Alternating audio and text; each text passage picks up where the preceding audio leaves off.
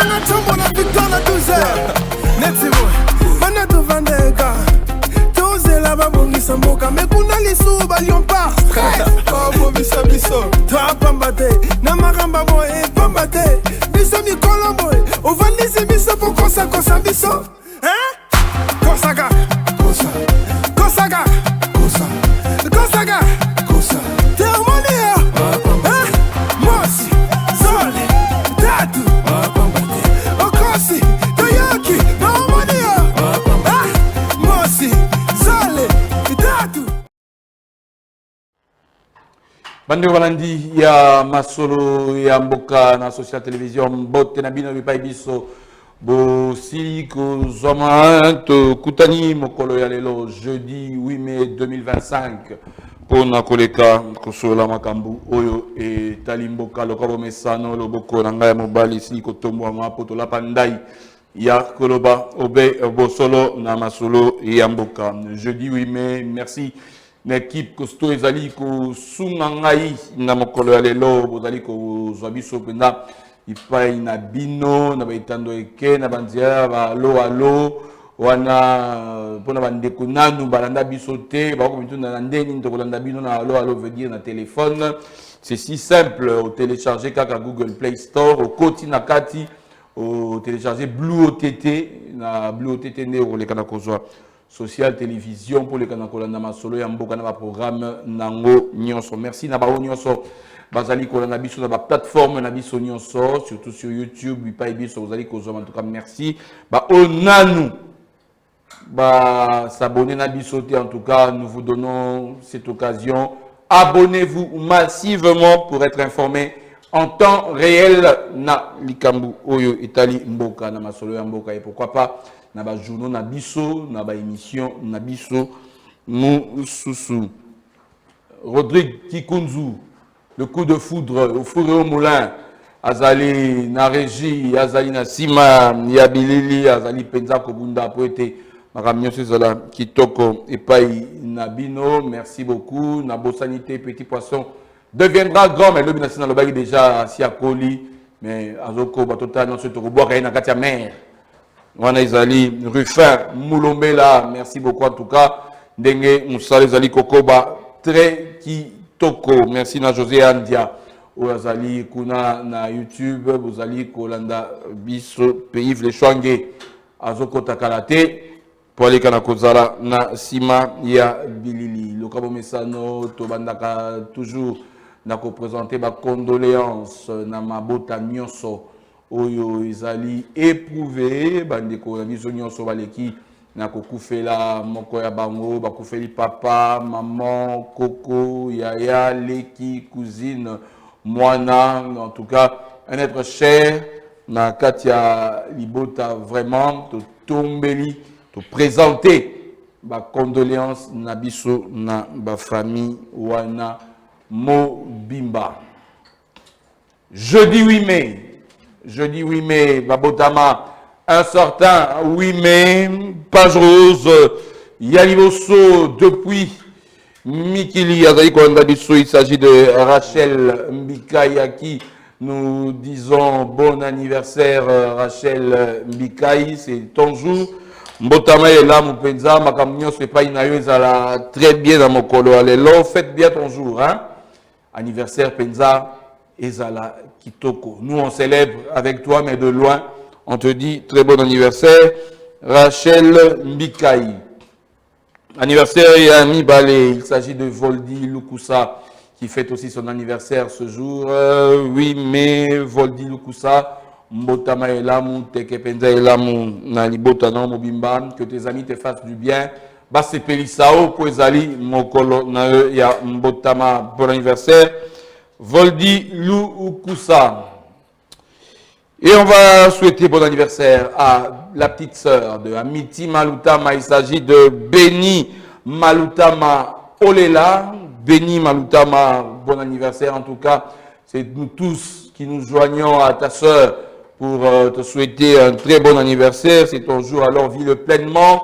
Que ton mari te fasse du bien dans mon coronavirus parce que c'est ton jour. Faites bien. Nous aussi, nous fêtons à distance avec toi. Et on va terminer avec cet anniversaire maison. C'est le Balak, Molobeli, ya Makala, Ibrahim Nkoussou. Balak, on te dit bon anniversaire, Ibrahim Nkoussou, le Lezali Mokolonayo. Heureusement, tu as bien sinon il y a bête la bise sous la prière, il y a des musulmans à plateau. Ibrahim Koussou, bon anniversaire, le Lezali Mokolonayo, Pena Makala Mobimba, Basse Pelisayo. Tamozo ya pe wa social télévision c'est plus ça pour Zali Mokolo na yo masolo mboka tolobi na yo bon anniversaire. On démarre la partie actualité. Actualité na biso ya mokolo na lelo senge boleka na ko ba été les 133 cardinaux baza déjà na conclave banda lobby parmi lesquels le cardinal Fridolin Ambongo yo bazali déjà en plein conclave, lobby Loleki, fumée noire. Il n'y a pas eu de fumée blanche, en tout cas. Hier, la première fumée. Et Zaki, mercredi 7 mai, pourquoi on a attendu la fumée blanche, mais malheureusement, Zaki, fumée noire, ce qui veut dire que Pape Azwami Nanou te 2 votes et que ça les mains, l'élo na avant midi, pour que nous avons les cas. Soki et que ça fumée blanche, topé fumée noire lisusu ce que ça dit quand fumée noire na poko lisusu 2 votes pour na kokende na koyeba milinge kobima langi nini langi ya pembe to langi ya moindo ce qui langi ya pembe Pape Azwami 1 heure après apparition à fumée blanche de Pape à kobima na public senge boy kana koyeba été pas pour la voter, Seigneur, les canaux soit 2 tiers. Il y a votant, c'est-à-dire le Seigneur a 89 voix sur 133. Mise à la retraite, Jules Alingueti, inspecteur général, inspecteur, chef de service de l'inspection générale et à finance, mise à la retraite par le président de la République, Félix Antoine Tshisekedi Tshilombo, ordonnance Sebimaki, Lobby na Boutou, Jules Alingueti, Aleki na Kosa Moussana et Malam Pona Batumususu, Mabepe Pona Batumususu. En tout cas, il a plu au chef de l'État, il y a Kole Kanakotia et na retraite, et il y a un nouvel inspecteur, chef de service, il s'agit de Christophe Bitassimwa Baye. Vous allez commander Ewana, Christophe Bitassimwa Baye, Yenem Takomi, na inspection générale, il y a finance, un rodé, il y a Makama Finance, plusieurs fois, na kati administration, Makama Kaketali Finance, na République démocratique du Congo, il sera secondé par Emmanuel Chibingu Ndenga, baronde équipe Yassika, Oyo, Bako, Leka, na conduire, na destiné, il y a inspection générale, il y a finance. Définini, Oyo, Isef Yassika, Ako, Yanango, en tout cas, Tokolobela Yango, na Mokolo, et Alelo, na Mabiangami, O Baza, Nangai déjà, Ka la Mingite, Bokoleka, na Komona Bango. Communiqué maintenant, na ministère, il y a justice, Oyo Assi, Koloba été. Son Excellence, Monsieur le ministre d'État, ministre de la Justice et garde des Sceaux, porte à la connaissance du public au regard de la persistance des nuisances et pollutions sonores à Kinshasa et en province.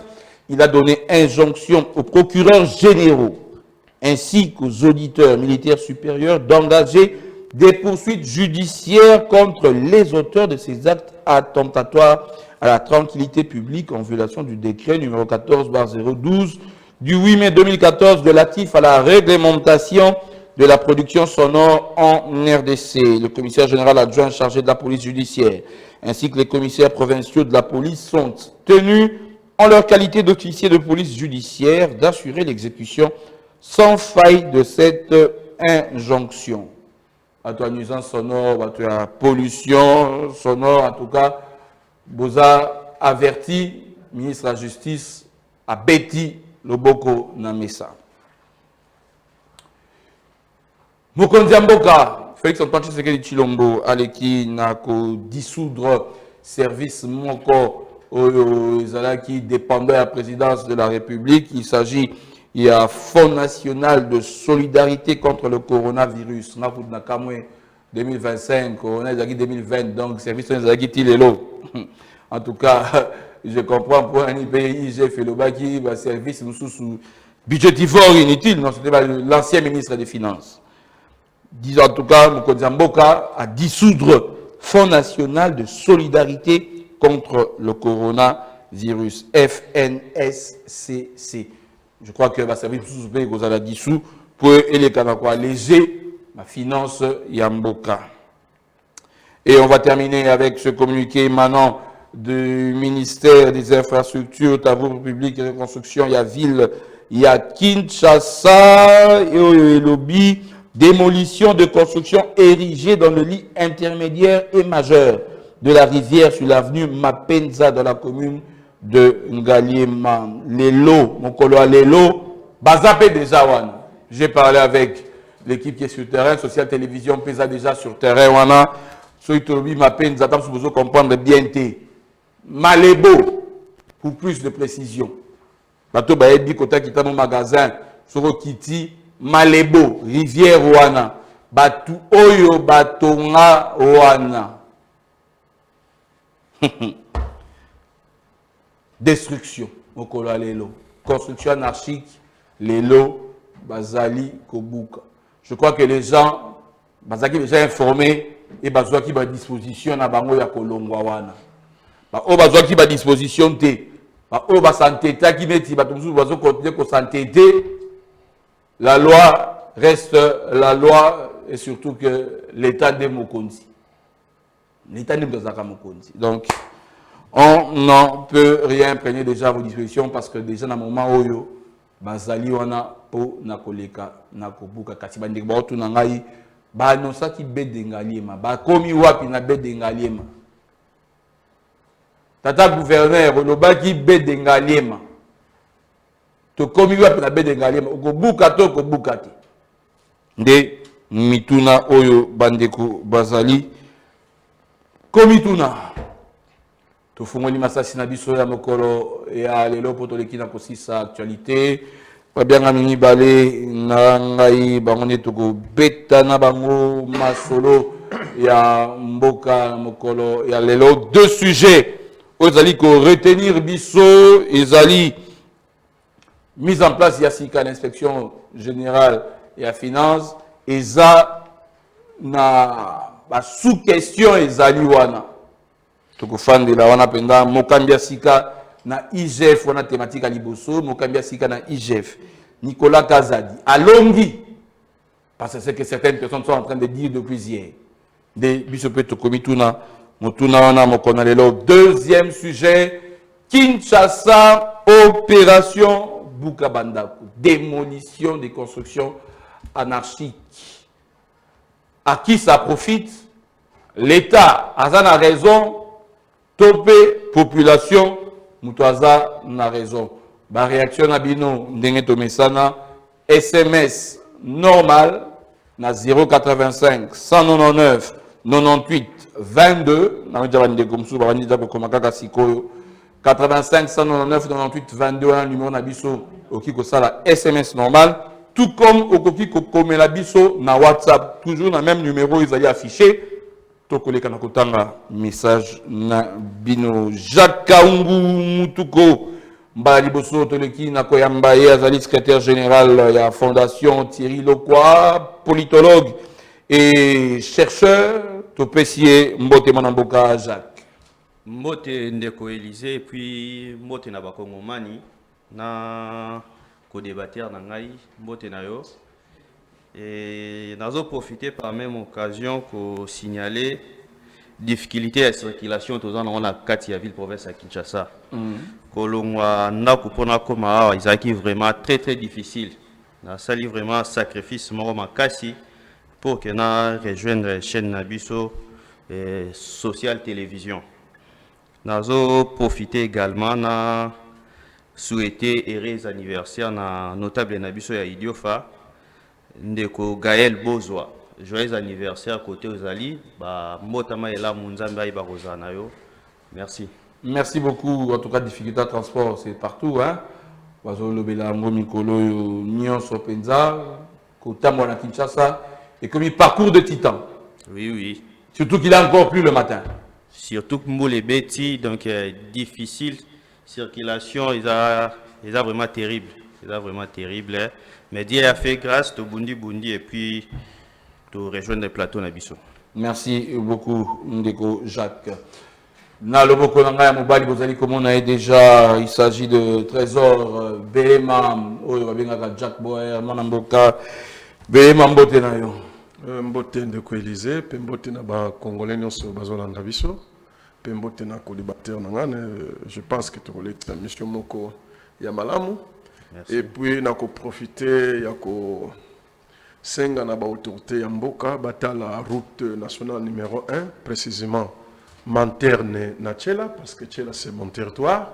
Jusqu'à aujourd'hui, Mbongo bima plus de 1000 fois. Menzela ici la kakate, nazoe bate Bakongo to territoire ya Tchela na lokula to sala autorité ya travaux publics nini. Na kosenga na chef de l'État ayeba ko s'imprégner na dossier ya route wana. Mais les Cameroun, c'est plusieurs fois qu'on entend oh, bah, pierre, à construction, grâce à Bilolo, à Télémité. Mokolo moko na yeko coïncider que nazalaka na territoire à Tchela monsieur Kizaro, le ministre Crispin et les autres bayaki ko lancer ba travaux. Bayena ba ben, bayena ba bulldozer. Balancer les lots le soir des travaux. Lobi na ngonga kana beta tour na kende boma pena profiter na tala ndengine bala na yena ba ben o bayana nguna ba kayas na ba mwelo ibunga izalate a lancer yango na 12h lobi na leki na tongo eloko ezate donc yango nde nazo senga na chef de l'état ayeba ko s'imprégner na dossier oyo parce que tozo comprendre le société. Bana ya Tchela balobi bazo comprendre yo le société et puis chef de l'état bo sanate que territoire ya Tchela ils allaient territoire ya premier président ya RDC quand même tozo mérité pour na nanzela oyo ezali lelo. Merci. Merci beaucoup Mbalasi Mbalasu koleka ozaka na brassard rouge ke brassard rouge ezali moni ndenge ndeko autoloba awa tangu mbule bandi ko beta na lobi awa okozwa mutuka ndenge nini okozwa moto ndenge nini naye na cascade yana eloko mususu kutu meme na lingana mema etikali na mesa. OK.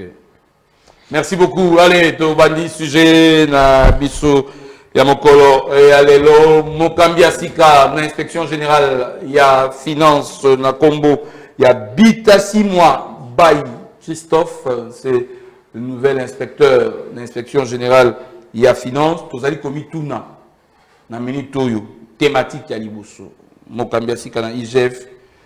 Est-ce que Nicolas Kazadi alongi bato bazoloba ça se dit ainsi que soki balongoli alingete c'est parce que Nicolas Kazadi mutu a dénoncé pour Nicolas Kazadi alobi boye les gens en veulent à alingete nde mokonzi mboka likina kolongola ye qui ouvre le bal. Jacques, merci beaucoup Ndeko Élysée pour la parole. Tobanza a été dossier, ce qui est allé à niveau, il y a en pleine instruction. Et c'est pas que si Mouto a qui était à mettre dossier à niveau de la justice, ce qui a les sociétés qui est dossier on a et si non. Remplacement, il y a Ndeko. Oui, a remplacé Ndeko Alingete na IGF.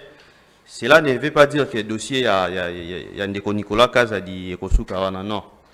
Ba Kongomani ba na posa ba yeba réellement mbongo na biso ya ba lampadaire na ya ba monsieur Ebele o Ndeko Nicolas Kazadi durant gestion na ministère à finance et que de kozala na justification.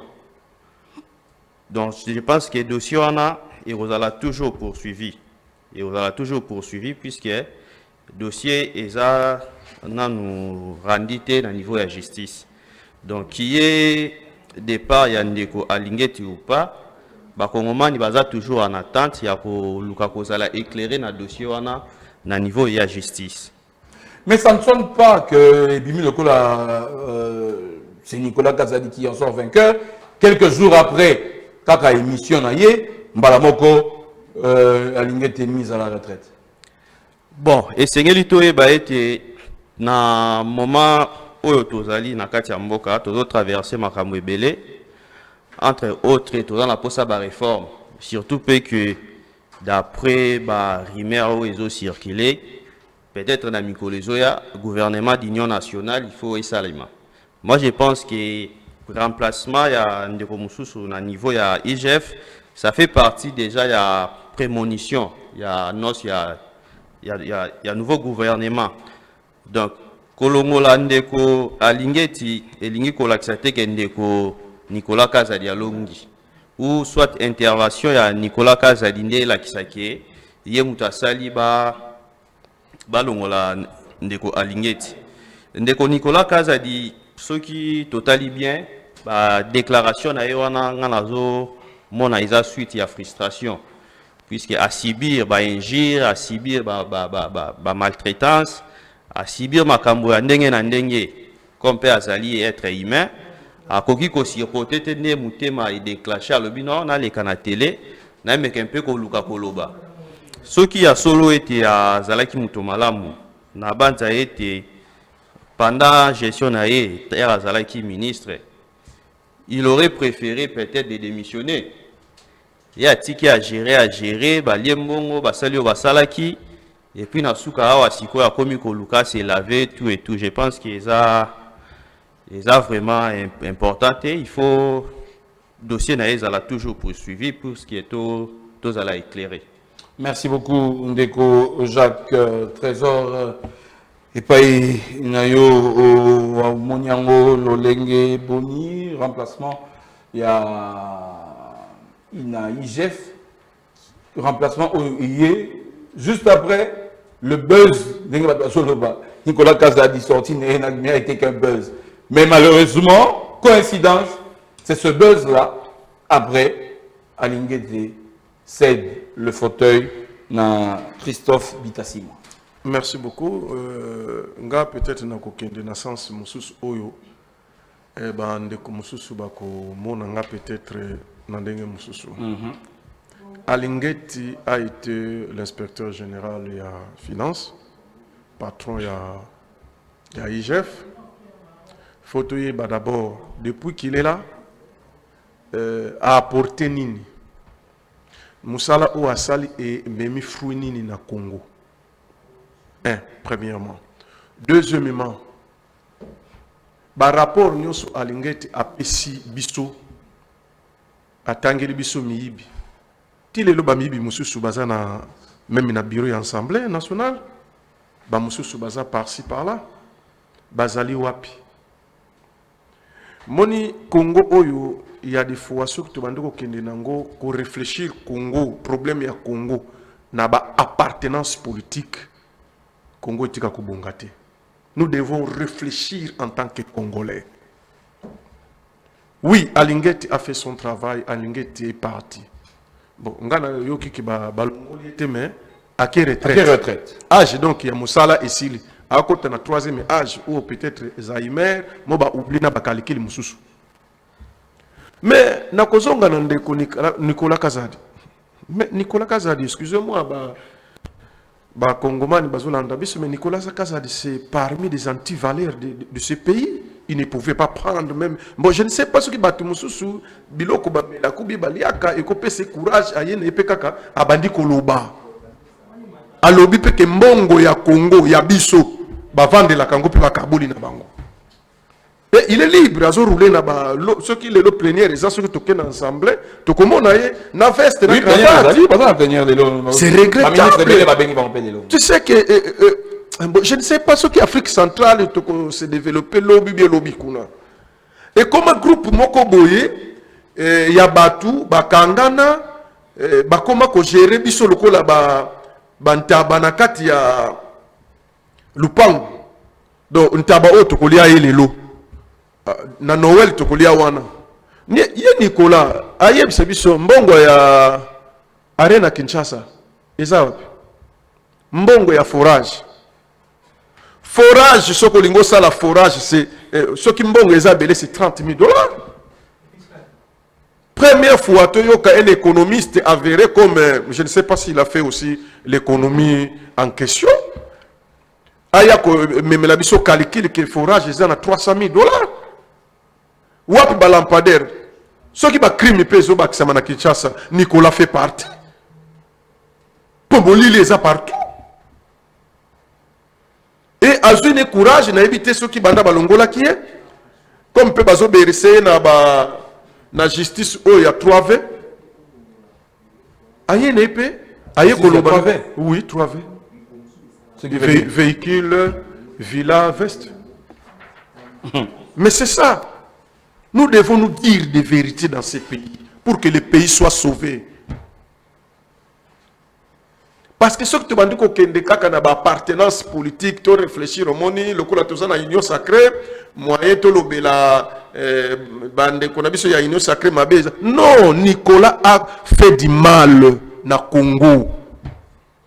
Ba Nicolas na bande comme sous bazana bureau et assemblée nationale par-ci par-là, bazo mérité pendaison en public.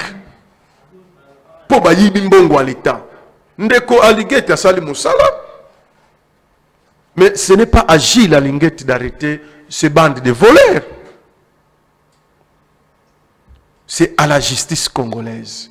Talasiko loko la justice congolaise ngo ezo simba te na ba 3V ba obuniselangai ministre d'État ya justice bato ba mesana na Maboko Bank ele kakanase makolo Nicolas yeyu abandi suko saper bato. Et puis na déclaration na j'espère que vous interpellez le chef de l'État pour aille beaucoup ça là bon choix ya ba collaborateur parce que d'autre part à lobby que biso ndenge tozaboye na tour ya chef de l'État to yaki na bisko kabola mbongo ba congolais. C'est ça le nodi. Surtout que musika au monde que non ce monsieur a travaillé contre le Congo et contre le chef de l'État. Bon, donc on a pu dénoncer infraction, Mikolo, comme on faux bruit. Mais au lieu de Nicolas Lobiboya, Nicolas Yakana. Tangela Bissona, nous, groupe Nabino Bobandoko Kabola Kambongo. Et puis même ceux qui bakangi bangoto yokana nteke ba saisir biloko mbongo ezongi mbongo à 100 jours et kenda nkaka mdengo et personne ne l'en parle. Voilà le Congo d'aujourd'hui. Est-ce que le président de la République n'a pas collaborateur na yo héritage nini bokotiki la biso na Congo, moralité nini bokotiki la biso na Congo ya muibi. Il y a des détournements, il y a théâtre autozomona, na sommet d'État, un ministre des Finances, un ancien ministre des Finances qui se permet. Il y a comme ça là, il veut défier les Congolais. Que tu y vas qui bino bo salinga pe rien. Ça bo kebité bo monde na gouvernement de l'Union nationale. Parce qu'apparemment au Congo, lorsque tu voles, tu deviens un bon élève. Lorsque tu es immoral, nde okomi bon élève. Je ne sais pas comment on va prendre ça. Dans des pays sérieux, même Cameroun ne pouvait pas être président de l'Assemblée nationale. Jamais. François Fillon a attaqué la présidente de la France à cause de retard, il y a foot à Nyongo, il y a costume dans le magasin. Mettez la biso na Congo. Soko yibi $10 na balabala bakoto na IP crime. Mais ce qui 30 millions bakotinda dans l'Assemblée nationale. Vraiment c'est regrettable. Ndeko Jacques Nazongelio Namaloba Ndeko Trésor Lobby il a parlé de 3V, la justice à 3V, mais sinon Maloba il y a ancien ministre des Finances. Oui. Député national Namokolo Alelo, a-t-il dit vrai ou pas? de ce qui se passe, ce n'est pas un secret de polichinelle. Il y a banana en haut que même ceux qui ont posé un nyongo, même ceux qui l'état dans un nyongo, pour que ce soit vite liquidé, tika moins 15%, 20%. Même indemnité de sortie, je veux même dire, même indemnité de sortie, il y a pas mal de cabinet. À l'époque, il y a le bureau Mabunda. On est déjà dans ça a suivi Borotique à combien? Nicolas Kassina fait que dire la vérité. Ndeko Jacques. Merci Ndeko Élysée. Et c'est que l'habitude est dans le domaine politique, tous na deux catégories à bateau. Tous na homme politique et puis tous na homme d'État. Donc sortie médiatique, il y a Ndeko Nicolas Kazadi, il active vraiment qui a zali homme politique puisqu'il y a durant mandat naé abanda qui au penser comment est-ce qu'il a pu s'enrichir, azwa mbongo tout et tout.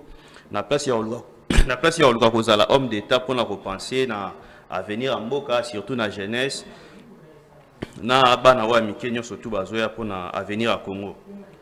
Ndeko Nicolas Kazadi alakisi biso noir sur blanc et qui est toza vraiment na mboka moko. Nous sommes dans un pays de loisirs où ezo sangisa bongo ba jouisseur. Donc bango bato bazali bakambina biso ba fandela mbongo na biso mboka bazo sala ba besoin na bango bazo sala ba posa na bango et yango na même bozo mona que population alo se retrouver té population jusque là toujours souffrir situation sanitaire ezali difficile kolia dans makamnyo surtout eza passe. Je crois vraiment ndenge ndeko ko débattre à lobby Ndeko Nicolas Kazadi aza mutu moko te bako tika ye abanda ko circuler librement. Aza mutu moko actuellement ndenge to loba bo il faut azala en état de détention puisqu'il faut ba luka ba examiner ba dire na ye. Eza vraiment ba dire mort to kozwango à la légèreté.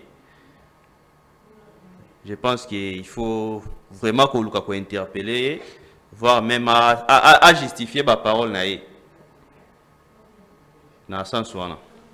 Selon yo, Ndeko Jacques, dans quel cas il y a un bout de ça, Trésor Maloba, définit où est Koki Kozala, Mokolo Alelo, na inspecteur Oyo Batier, si quand la personne de Christophe Bita 6 mois. Plusieurs personnes, plusieurs bouches en tout cas, se sont levées à Koloba était aligné, c'était beaucoup plus un inspecteur, oui, qui a fait son travail, mais beaucoup plus livré dans le spectacle au lieu concrètement de chercher à faire son travail. Définir dans mon colo alelo pour l'entrant Christophe Bitassima. Ndeko Christophe Bitassima, tokoki ko juger dès les débuts, il faut to zilato mona musala nae. Et contrairement à Ndeko Gilles Alingeti, au début azalaki un peu na baction un peu populiste et ce qui peut tomber côté là bien bon mon a IGF à un moment et perda qui pédale c'est comme si comment qui instrument ya pouvoir pour matraquer bandeko opposition. L'inspection générale dépend toujours de la présidence hein? Ouais, surtout au moment il y a coalition il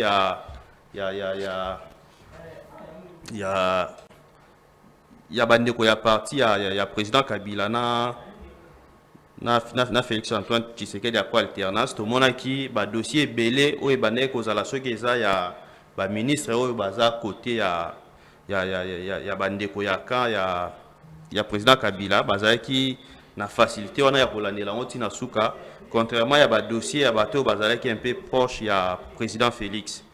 Et je crois que ndeko Christophe Bitassima akoluka a sala mosala na elolenge elongobani azala vraiment exemplaire tombeli vraiment ba chance à répondre vraiment à la attente de la population à l'Axabiso de quoi il est capable. Merci beaucoup Ndeko Jacques. Très hors élément. Défi pour l'actuel, pour le nouveau locataire, il y a inspection générale, il y a finance. On peut dire Tolobate, IGF sous Alingete a fait trembler, a fait peur plusieurs personnes. Est-ce que l'entrant à Koutika, la même lignée, Ou est-ce que autrement, peut-être ne pas être trop visible à la merci des gens, mais plutôt faire le travail. Monsieur Alinguetti a fait son travail, mais le problème des gens Mboka Nabiso, au Kosala Moussala, au PC rapport, Moto a causé décision, a besoin de décision. Alinguetti a causé la nuit. Mais quand Alinguetti fait son travail, il dépose le rapport entre les mains du procureur. Tout comme le président de la République a la Cour des comptes est en action. Et puis a des techniciens qui ont mérité. Moutou aye oyo papa akosala nekaka d'abord ce kaka akende ka kosala audit na banquette na finance ce qui fwamba azana motache ne fiska batiki les couloirs problème ya ba congolais le comment ce que au lesiété ndabandinde kopanza c'est ça le problème du congolais. Alinguetti, qui a connu Alinguetti dans ce pays? Personne. Mais Abanda Makambona depuis. Mais elle a commis le pouvoir, Babendi Borwana dans la présidence, Amoni Ndeko, le monsieur Anti-Valais, monsieur Lapader, Ndenga Lobaki Babandi Bobako Kabola 30 millions. Mais il y a un sali constaté, il n'y a pas comment le capar. Alinguetti peut s'enrichir. Et comment il peut copiner? Problème na biso na Congo, les hommes intègres. Ndengo izoloba, le jeune président burkinabé. Nous manquons des hommes d'État intègres dans ces pays. Na aucun de quoi. Il n'y a pas d'hommes intègres? Non, il n'y en a pas. Il n'y a pas trois. Je suis très sérieux. Il n'y a pas trois. Vous avez parmi? Je suis sérieux, il n'y a pas trois. Il n'y a pas des hommes d'État intègres dans ce pays. Il n'y en a pas trois. Je ne vois pas. Na aucun de Kondenge Alobeli Makambuya. Oh non, Gilles Alinguetti, comment attaquer pouvoir accabler. Il ne faut même pas citer ça. Ce qui les lots, Mboka Oyo, bateau pe baye, bakozwa misolo ya l'État. Le colamo, mon nzungwa loso bacheli pa ba mama na bango na mutalaka oui mutalaka biso ete okola so ba OK classe mama obie koka kocha njungu na likolo ere ko yayo kotala soko moni njungu seki batiki lo biloko système ndeto hérité parce que tout le monde qui font la politique aujourd'hui au Congo baso sala ngote par vocation. Bazo salango te po baya ko servir nation na population. Bazo salango po ba koma ba riche. Mutu ko saote. Mutu ko saote. Okotangi Moïse Katumbi ere bakangaka avion na e pa ya le Bambi nan. Le zo le Bambi. Le zo le Bambi azalaki na pouvoir Moïse azalaki na opposition. C'est un système où bango ba placé. Ya on a loba ki tout ndenge na otoko loba wakino. Eza na mo groupe abatu moko boya ba kongomani ba sangana ba komande kokabola mbongwa Congo, bomengwa Congo bango. Soki yo to pesi yo muke okoyoka yo po olandi nanga. Nanga komi rebelle pona nini? Pona carré minier. Soko tuni carré minier wana zwa kengo. Mbongwa yibaki na seniti. Nda sombela ki carré minier wana. Kabila komi rebelle ndenge nini? Po monike ba intérêt na eza menacé. Batu nyonso bakolanda nanga kuna. Po bazo se retrouver te balongoli muke okomona soki batiki Nicolas Kazadi awa. 60 jours eza ebelé. Nicolas Kazadi a rejoindre Nanga. Je regrette beaucoup même pour Franck Diongo qui nous disait à tout moment l'État Moïni, l'État Mobomi, l'État Moloki. Le Kolamoni abimi boloko à se retrouver à pouvoir à Fati wana. Le Congo, c'est un pays que nous devons sauver. C'est un pays pris en otage par un groupe d'individus. Malheureusement, la population peut tous inconscient. Tous inconscient. Tout ce qui se passe ici, tous souffrir. Mais tala moto alobi ke bavandi na bango kaka bazo beta li solo pe bakaboli 30 millions. Mais il y a des fonctionnaires au bazar bakufuta mate. Ils ont ba hôpitaux musu c'est ezangi mus matela. Webi na 30 millions combien de lits? Combien de machines? Donc, le nouveau inspecteur Bovan, félicitations. Mais s'il est matériel, on va tourner en rond. En fait, le Congo a besoin des hommes d'État ou bazali attachés na matériel, na bourgeoisie, na jouissance. Voilà les hommes au Congo actuel. Papa, Talamboka, tout notre salaire à député, ça combien? Tout notre salaire à enseignant ou à salaire que non, moutoua comme attend ça député. Salaire à enseignant ou attend ça moutoua comme ministre. Salaire à enseignant attend ça moutoua comme DG. Nous devons réfléchir dans ce sens-là. Le Congo a un problème d'hommes. Parce que si on avait 10, 20 hommes capables de sauver ce pays, cet anti-Valère ne pouvait pas passer à la télé, dire ce qu'il a dit. Mais Bamatata, Banane, tous ces gens-là, je vous dis, tous ces gens-là méritent une pendaison en public pour épaisser sa leçon na biso génération Tozolanda Bango. Mon frère, c'est parmi le premier pays en Afrique où Mboka na biso Congo où Ezaki Soba nommé le ministre. L'homme comme il a 5 femmes. Pour Zulu Bango 5 villas.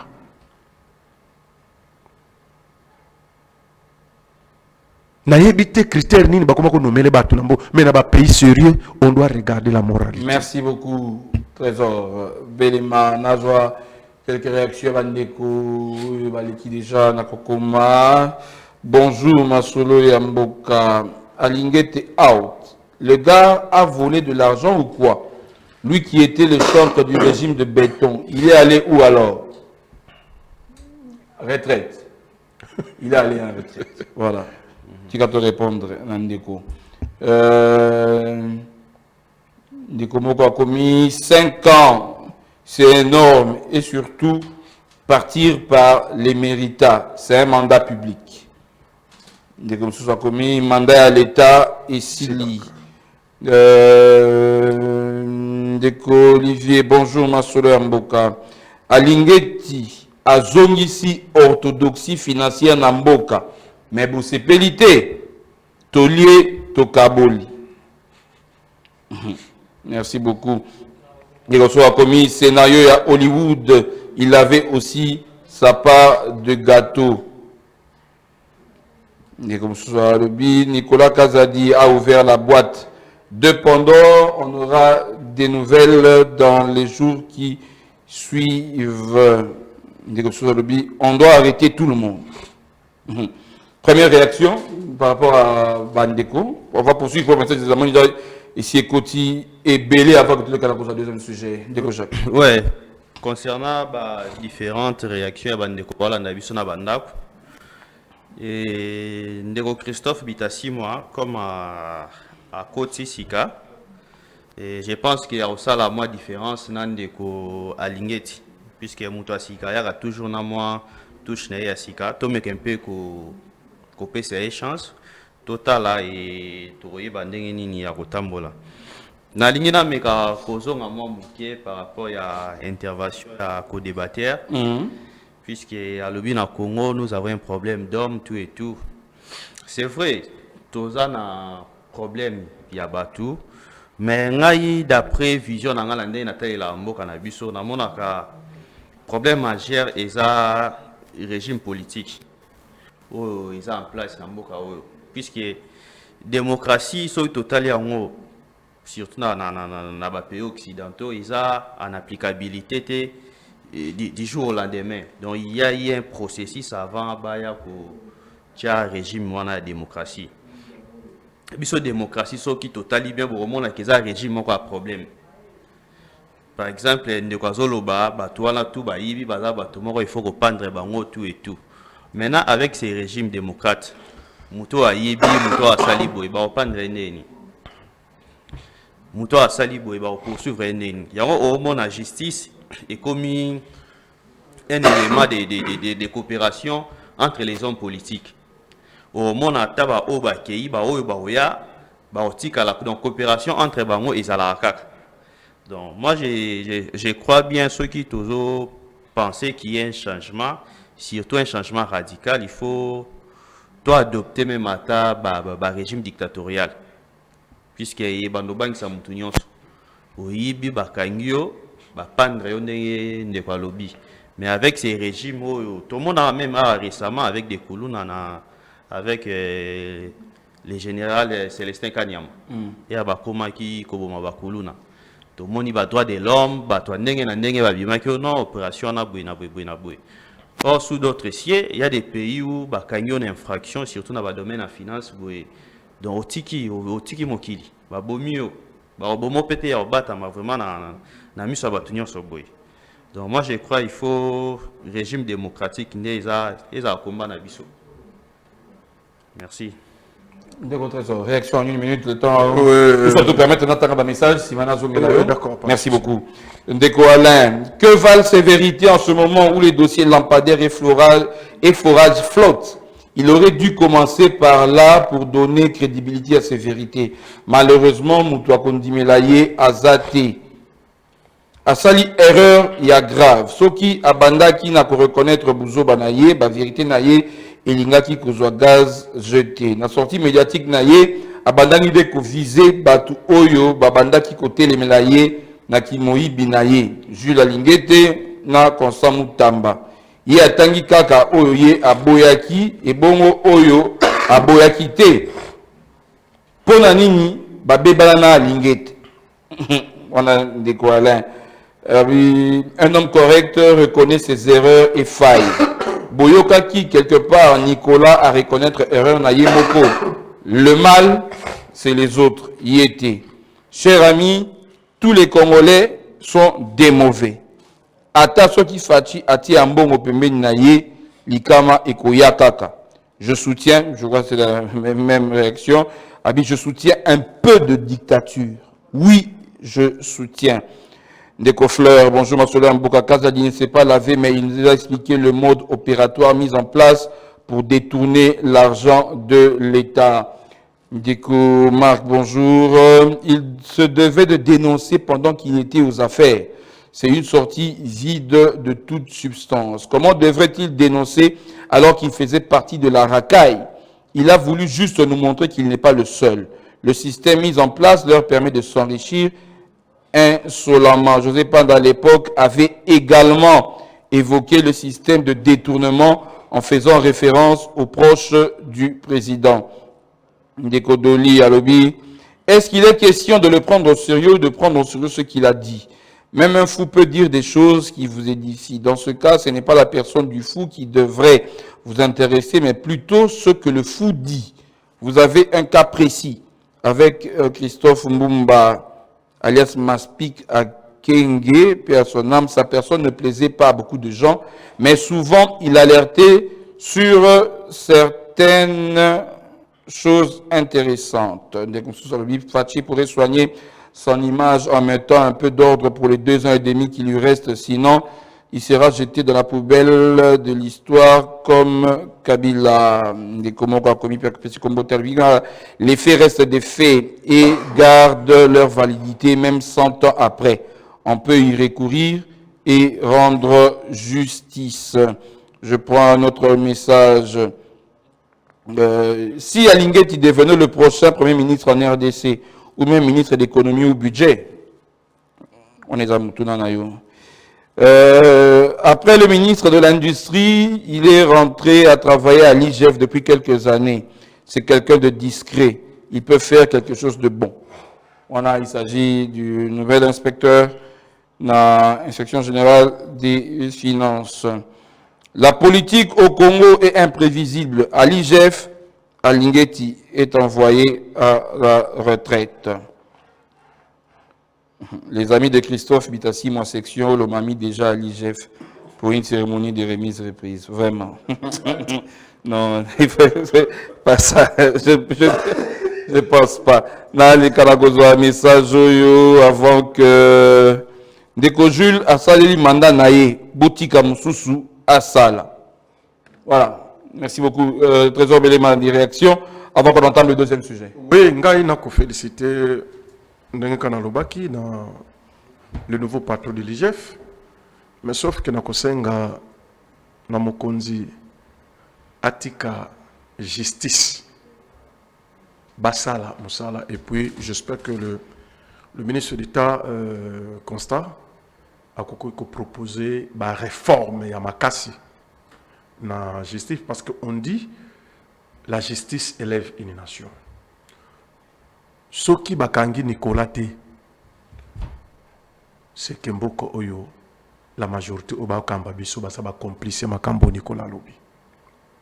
To lingi to mona clair bakanga Nicolas ayebisa biso na banani babandoko kabola la rwana. Et puis to ko senga procès wana za la public ndenge bachaka procès ya 100 jours. Basala ya ndengo wana.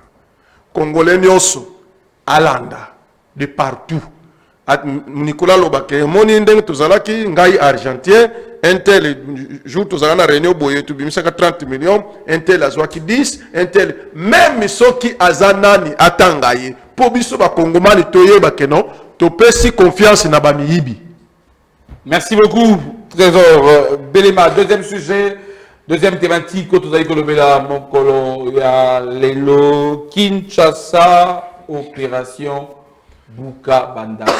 Construction anarchique, gouvernement provincial et téléméli, construction anarchique, bipai na bipai.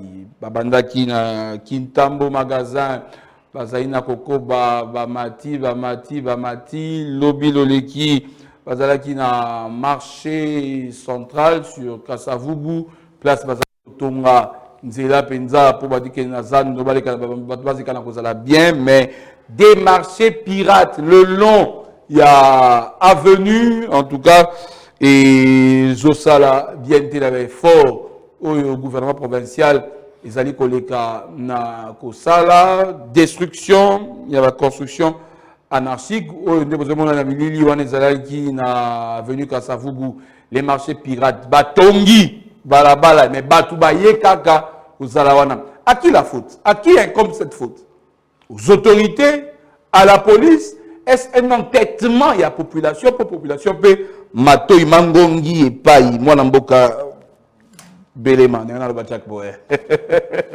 Malobé Paï Nayo. Moni, cette affaire, Kimbuta peut Bukaka. Ouais, pas coup de poing. Plusieurs opérations à Kinshasa.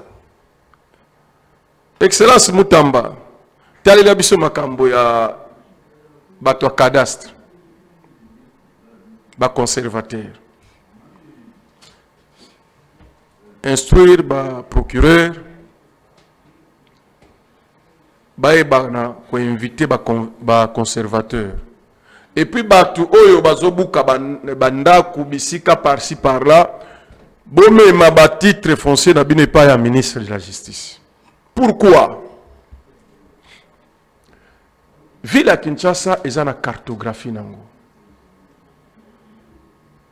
Banani bateke la population, bisika oyo. Malheureusement, il n'y a pas de banani bateke la population. Tika mana zone c'est là. Population oyo ya monoko yo bakate kaye ko tonga pembe na rivière nde bazali ko buka le nazoya. Baye bakate ke bazali ko tonga rail place train le kaka. Nazoya. Yangonde tozoloba faute zo pesama na l'état et la population. Pourquoi dans l'État? Parce que moi, je fais un constat qu'il y a l'absence de l'autorité de l'État dans ce pays. D'où rejoindre Mouké Jacques, un peu de dictature. Moi, j'ai été toujours partant, il y a ma campagne de dictature. Hein. Un Africain, la démocratie, ce n'est pas notre mode de vie. Je vous dis ce qui est vrai. Nous avons chance de faire l'intérêt dans Mboka. Ceux qui, chef du village, Azoloba, il y en a qui contredire. Ils disent oui et amen. Biso et Rozoko là, ceux qui balobin zeta safu oyo ata safu et telindengeni ni komatate timu kolona kope sandingisa. Ata safu ngo nyonso e komi mwindu. Muto komatate ata safu esili mboka mobimba zamba mobimba. Boko simba te timu kolo ba webse bino bobuka. Mais awa o to koma mona tena ba ville oyo. L'État d'abord, muto aza absent. Mutu azo kende et pas ya pauvre population ou azo souffrir. La population a somba eloko. Akoya est pas chef du quartier. Le chef du quartier qui représente déjà l'État. Le chef du quartier a kende pas ya bourgmestre. Ti bakozwa titre ba pesi. Bazwa mikanda wana ba kende nango ba interpeller na no bateau pe ba te kaka. Parce que déjà, j'ai suivi Babouka qui na Kitambo. Il y a même un monsieur qui a perdu sa vie. Oui, à Koufi, pour Nanda Koubabouki. Mais Nani a tekela qui est. Même une chose na ba inondation. À cause il y a ba construction oyo bazo tonga bisiko esengeli ba tonga te na ville. Comme un bon marché, na rond-point Bimoala. Même na Loya Kabambar bakoki kochaba immeuble te.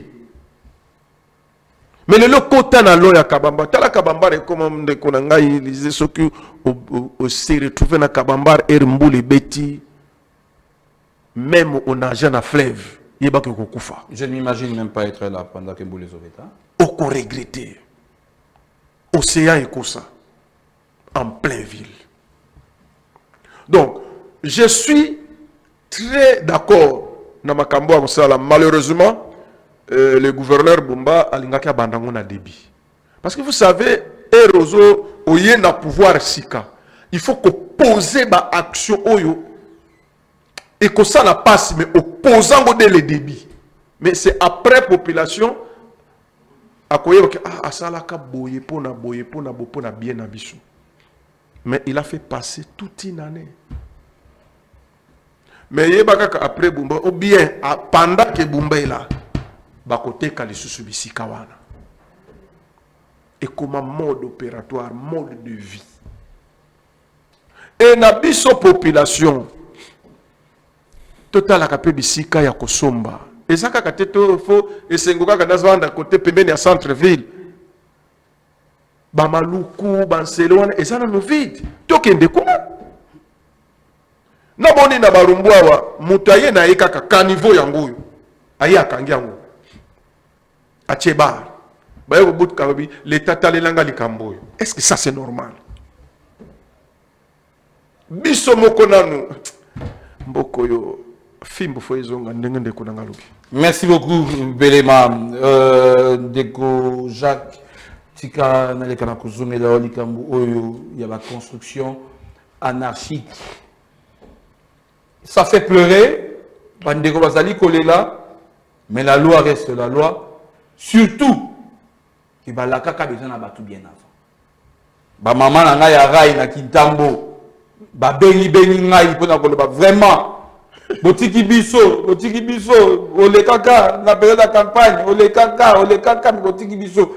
Alors que j'ai posé la question à une dame, elle me dit effectivement, si Baïbisara Bango, libéré. On a à Salaka démarche wana, il y a Bango libéré pour récupérer awa, mon namta les cabezans à disposition. Mais malheureusement, Bisomoko, Toboyi, et aujourd'hui, MC Babo, les panins. Merci Ndeko Élysée.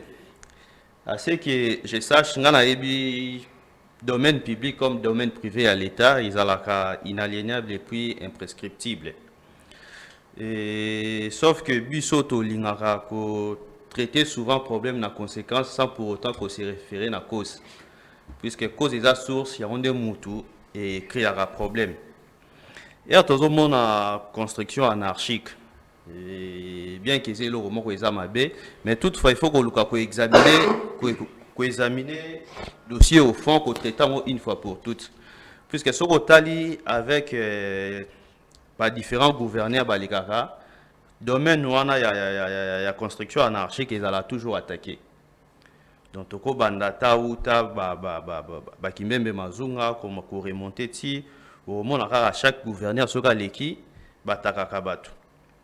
Ce qui botali na géographie à ville province à Kinshasa, au moment à ville province à Kinshasa, ils ont 9 millions de kilomètres si ma mémoire ne me trompe pas.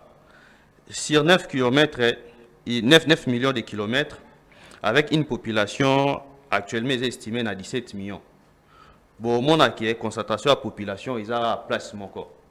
Donc c'est comme si la ville province de Kinshasa, ils ont habité, ils ont occupé qui est par 30%. Donc population où Moutounion surtout à l'Ingas à la Pemé dans centre-ville. Moutounion sur l'Ingas à la Pemé dans centre-ville. Or, ce qui est dans la politique, il y a étalement urbain ou il y a expansion de la ville.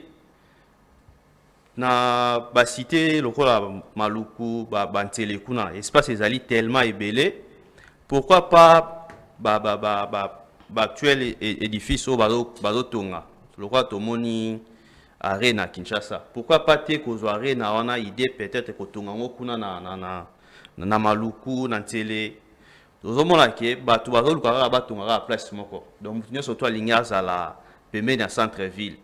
Parce que nani a rondima par exemple il faut faire na bibwa to na Maluku kuna to atana ba vers Menkao où il va travailler côté na centre ville. Donc l'état na biso il faut à réfléchir bien. Ko buka banda kwa batu pona kocha ordre izali malamu, mais il faut que luka vraiment ko traiter problème na source pour que na ba mikolezoya population et se retrouver sous na ba bilo bonté. Autre chose, paysa qu'on interpeller autorité de l'État. Puisque la population a comme Arawanate qui a l'allé à la Mouki, à mon espace Mbalamoko, à Tonginap. Il y a toujours une autorité où il y a Tekaraba, Babilo Koana. Et d'après les droits, dans les naïbes Zalara, ceux qui sont respectés, puisque Ndeko Oyo a soumis espace naïe à bonne et difforme, je crois qu'il faut rembourser les droits naïe. Ceux qui ont une autorité de l'État ou à Tekela qui est pour que à se retrouver dans les droits naïe. Mais ceux qui ont bandeko oyo qui ont peut-être na ba voix moko eza frauduleuse ou peut-être ndeko naïe ou nani na général tout et tout né à PCA qui espace wana voilà ne vraiment ba subir rigueur ya loi. Merci beaucoup Nalekana kozwa quelques réactions. Message de Tikalaki. Ndeko, pardon, Nicolas Aza Wapi, vraiment, Boïb Sabiso. Aza Kinshasa, il est député national. Hein? Il est député national à l'Assemblée nationale. Donc, ce qui est là, qui est la plénière à l'Assemblée nationale, place Ezali, Limkolo Lelo, il sera là. Nicolas Kazadi Rosa, la plénière, Lelo, je prends ce message. Bonjour. Masolo, Yamboka, est-ce que vraiment Ezali priorité pour Daniel Bumba? Kinshasa n'a pas de route. Kinshasa est plus que la crasse.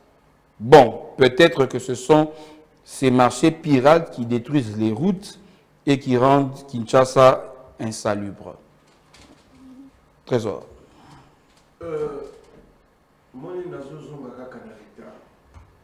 Il y a commenté qu'il y a l'absence de l'État dans notre pays. Marché pirate, oui, bien sûr. Mais ceux qui te zongent bien, il y a un service où l'État a le domaine public, même dans la police nationale, qui est géré, si je ne me trompe pas, par un colonel. Monsieur Koke, Awa, vous pouvez, nous avons une parcelle sur Itaga 30 ici. Mais ce que Bimina portail, place à Ochali Kolisate. Au Bimina Kasai, n'en parle même pas. Au Bimina Bokassa, n'en parle même pas. Mais ce sont les policiers qui prennent les 1000 francs, les 2000 francs, qui protègent ces gens-là. Va à rond-point Gable. C'est vraiment désolant. Le gouverneur a fait sa vision correcte. 1. Pour la salubrité. 2. Pour le marché pirate. 3. Pour la construction anarchique. C'est lui le patron de cette ville. Oui, tout ça, la construction. Mais, Tambola, Kinshasa, c'est comme solo. Yo ebi uza mukolo nanga webi ke ndenge na kala tozala erombele kala minte sola ba epesi ya biloko na ngombe melele koma mawatro 90% ya batu ba vivre na Kinshasa bazana typhoïde. L'État doit s'imposer, l'État a ko céder na ba caprice ya population parce que c'est l'État qui protège et c'est l'État qui oriente la population. J'ai koko abuka ki babar. Pour na yoka ki ndenge le baki la ministre instruire tout. Mais babar ni sezongi. Ni oso j'ai koko abuka ki ni oso ezongi. Mais qu'est-ce qui fait que lelo babuki lobby bazongisi, lelo babuki lobby bazongisi parce que il y a pas l'État n'existe pas, il y a pas l'État. Il n'y a pas l'État. Le gouverneur, Gouf, n'a pas si on botte place vous a. Il y a qu'à m'abandonner ici là, banda comme souci de Jécomata. Je vis un communiqué de l'ONATRA, Kebakobouk, signé par Martin Lukusa. Ouais. Mais Martin Lukusa, tu dois aussi nous faire un communiqué. Il y a qu'on restituer banda konyo sur l'ONATRA. Naba port que d'autres ports que Yomoko Oteki. Et ça que vous voulez protéger des expatriés et maltraiter la population. Nous voulons aussi voir un communiqué Martel ou Koussabo récupérer Banda Kounios Yaunatra Naba port Yaunatra. Tout ça na posa nango. Mais ba o ba sombi mo ba 2 mètres, 3 mètres, bah Hollande. Vous avez dit que Rai, il y a un côté, monsieur, sur Balongola qui a un. Ouais. Baté qui a un. Est-ce que dans un pays sérieux, bah, ça la vidéo quoi, où l'État existe, et puis dans la Longola, indien, la mona on a allumé. Ça, c'est quoi ça? Mboka n'a pas commandé. Nous voulons que Kinshasa ait un label. Mais pour les gens qui ne label, il faut des décisions qui s'imposent, des décisions qui font mal. Mais ce que tu l'as dit, Kinshasa Kobonga Tendengevi André Alouba. Merci beaucoup, Trésor Bélémazé, pour le mot de la fin, mais il y a une question qui vient de me monter en tête. Dans le Baki Angwa Walikamba Bédengalema. Lobby, ils ont dit Bédengalema, c'est bon. Ils ont tous allé causer là. Rappelez Nazali causer là. Parce que les camarades d'Engali m'ont banal les lotis. Que bakobuka, azobuka. Pendant que bakobuka, bilo que zali komata. Ah, vous allez continuer kobuka, Bédengali m'a zali causé là. Mais de côté il y a quelqu'un qui dit, c'est bien beau. Ce qui kaka lelo ville à Kinshasa ba simbi Bédengali ma. Daniel Bumba serait éjectable na kitina, vrai ou faux? Bon, dossier à Bédengaliema, et ça, le dossier moi banzoko. Torebi tolobara bitumba banzoko matitine wa pashi. Bon, Bédengaliema ba autorité, ils a vraiment milliers ou espace moko ba autorité nyonso soki ba komi na pouvoir si ma batara lisu na bango kuna. Et eza sur base à intérêt peut-être des situations éco-perquitées to éco-lukandé ni.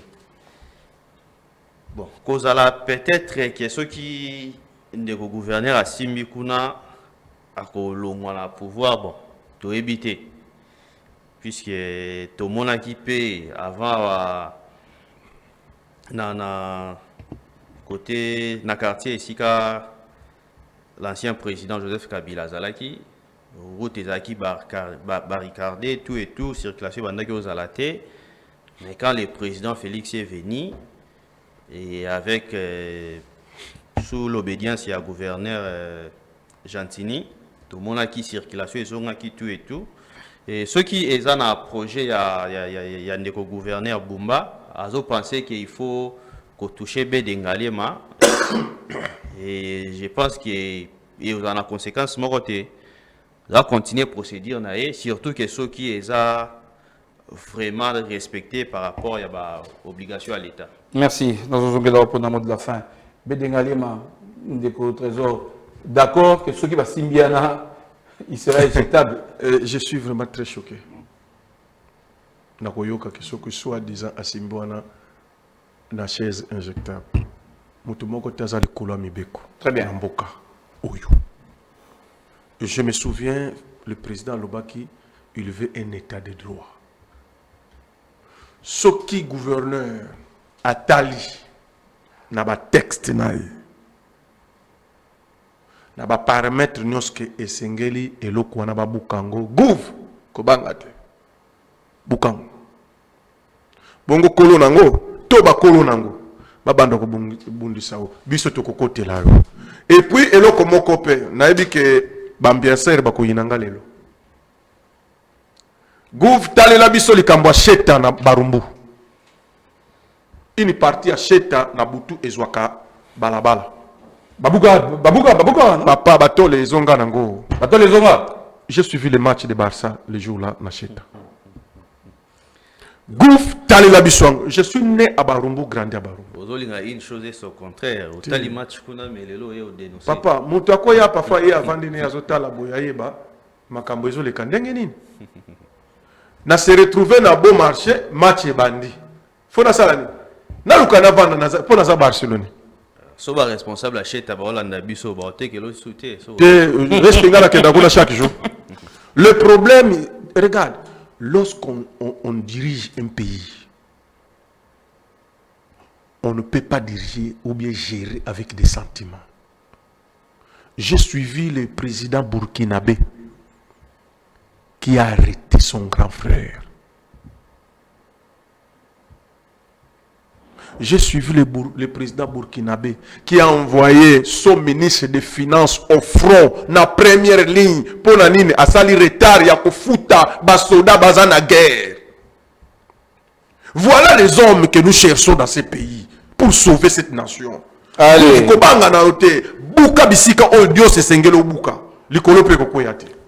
Jacques Kaungu, mot de la fin pour mon collègue. Merci, Ndeko Élysée. Mot de la fin, tu espérer que tôt ou tard, le Congo va changer. Mais nous toujours avec Tanas Nanga, puisque nous soutenons toujours le régime dictatorial. D'après mes visions, d'après mes recherches, nous avons que c'est le régime où il faut apporter changement dans le cannabis et ça régime dictatorial puisque la démocratie jusque là il y a le droit troublement dans le boka donc mon amutu na mutu azwa conception na ndenge na et puis à utiliser mon ndenge na et dans les jours à venir sur nzamba bateli et que pesi biso makasi to komi au sommet et to yeba comment est-ce que to mettre vraiment en place. Merci. Merci beaucoup. Allez, Trésor Béléma, on t'a fin. Merci na Ndeko Élysée, merci na bandeko nyonso balandi biso. To continuer kolikia ke Congo et Kobongaka un jour. Je vais m'adresser au chef de l'État. La dernier message nanga. Excellence, Monsieur le Président de la République. Je m'excuse. Rodrigue Kikunzu, s'il vous plaît, n'attendez le vidéo moko, il y a un autre qui s'en a. N'attendez le vidéo moko siko, il y a un autre qui s'en a. Merci. Je disais, Excellence, Monsieur le Président de la République. Naibike Ozolandangai. Kanisa, ba Congolais Oyo, ba pesa qui ont confiance. Toko sepe la gouvernement Oyo Zobima. Eza la gouvernement ya bato bazo mérité. Ya ba technocrate. Eza la gouvernement ya club d'amitié. Kanisa Bunangana, Kanisa Goma, Kanisa Bukavu. Tozo la riposte. Tozo la riposte. Nous voulons revoir notre pays réunifié. Merci beaucoup. Merci beaucoup, Trésor Belema. Rapidement, tu voulais Kanakota la vidéo Oyo. Non, en tout cas, vous n'allez pas y croire. Vous n'allez pas y croire vraiment. Na opération Oyo ezali kosalema na mokolo alelo na Malebo. Bo komona yango en tout cas Rodrigue Kikunzu sunga biso toleka na kotala yango. Sinon je prends un message. Bonjour Masolo ya Mboka. Ba construction nyonso Oyo ezali kosalema na ndenge longo banité gouverneur a lekana kobuka yango po toloba tolembi.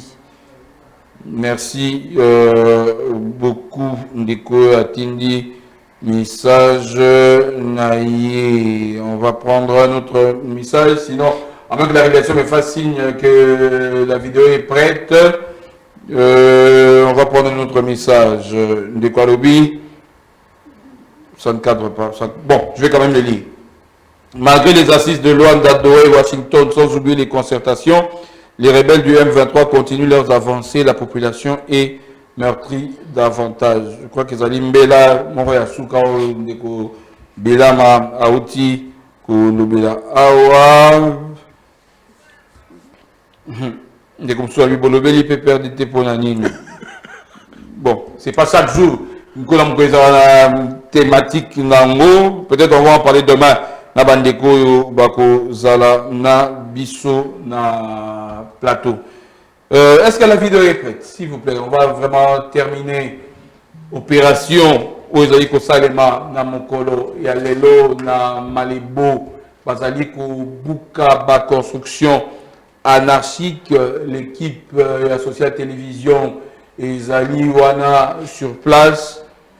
Je m'interroge personnellement. Ngai moko nazali pena komituna tango bokomona vidéo ou réalisation zali kotier la bino. Je me pose la question, est-ce que Muto yazalaki kotonga? Est-ce que azalaki wapi? Ces pensées étaient en place. Architecte naie conseil nini à Pessakié pour débourser de l'argent et à venir construire Penza na bord. Au bord, il y a rivière ou à côté, il y a Malebo. Yves Lechouangue, Rodrigue Kikunzu.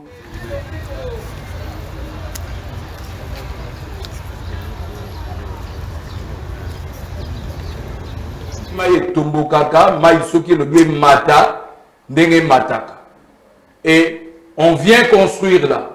Voilà le ministre provincial de l'infrastructure, Alain Chilungu, qui est déjà sur place. Botala Binumuku. Est-ce que vraiment, est-ce qu'on peut bien regarder cette vidéo s'il vous plaît?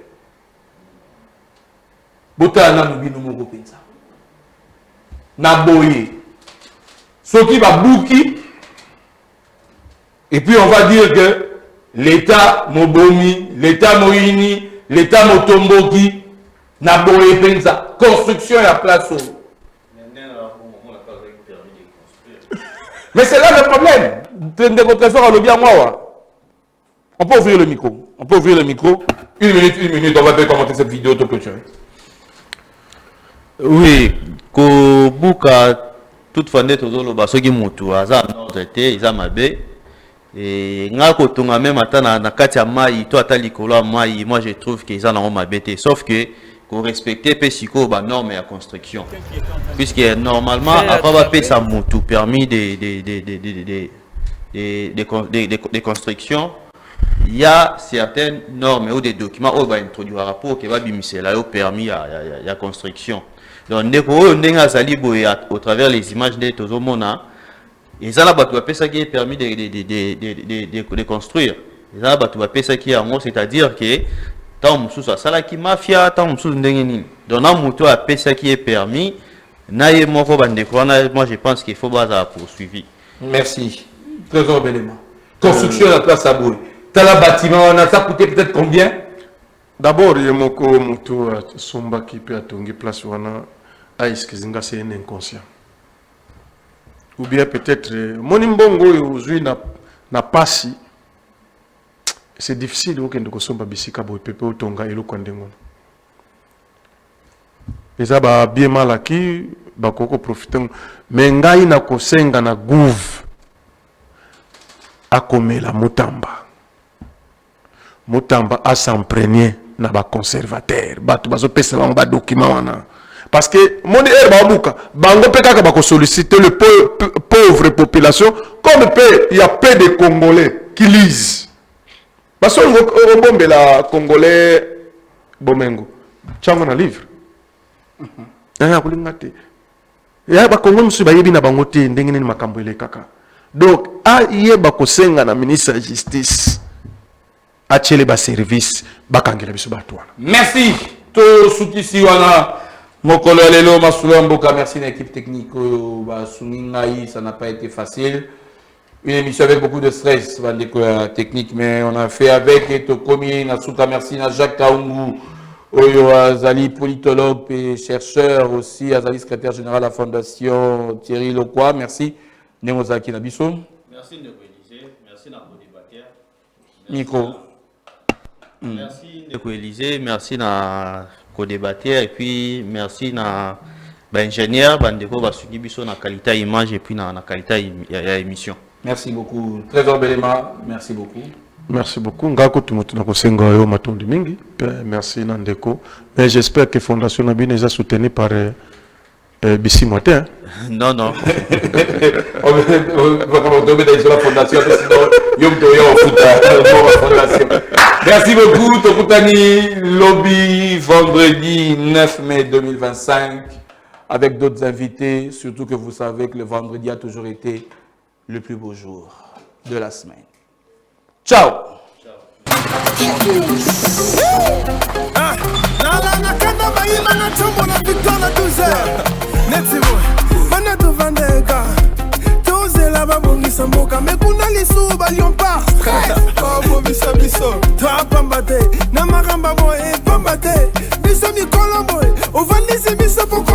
Biso